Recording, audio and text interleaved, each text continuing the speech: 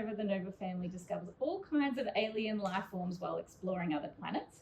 Have you ever wondered what kinds of creatures might live on other planets? And do we know anything about life outside Earth? And could aliens, like those in Space Nova, actually exist?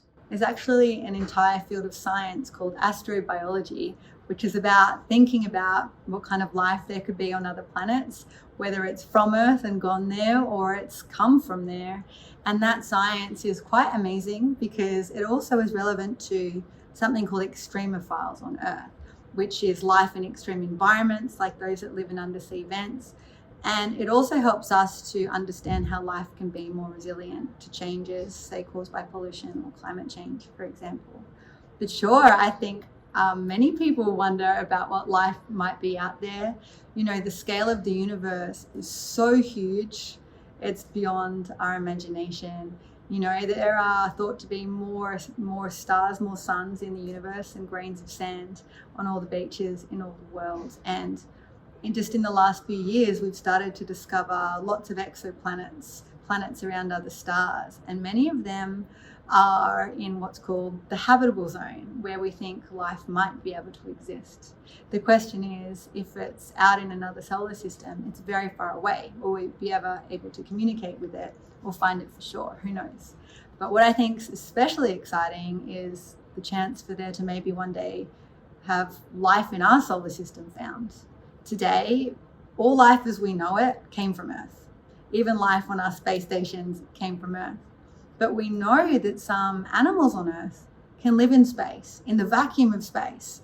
So there's these little animals called tardigrades or water bears. They look a little bit like a gummy bear with extra legs, but they're very, very tiny. They're microscopic. And they live everywhere. They'll be living in your garden or your home. And they can live on the outside of a space station for weeks. So we know that life could exist in space and travel through space. What we don't know is if it's ever done that.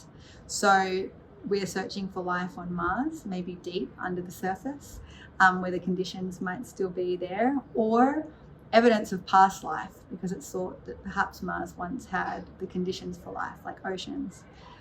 We're also sending missions, or preparing to send missions, to the icy moons of Jupiter, because even though it's much further from the sun, the gravity of the huge planet Jupiter creates big tidal forces, which means that there's still water under the surface of some of the planets. And it's thought maybe there's something there. So we're going to go see.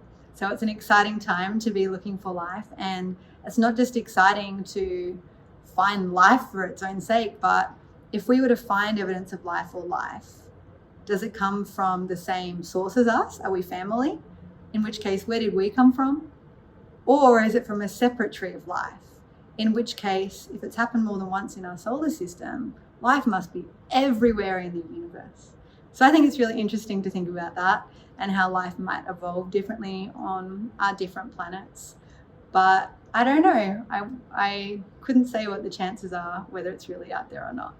Earth is a pretty special place, and if we are the only planet to have ever created life, to have fostered life, then yeah, it's very special and we should be sure to protect it.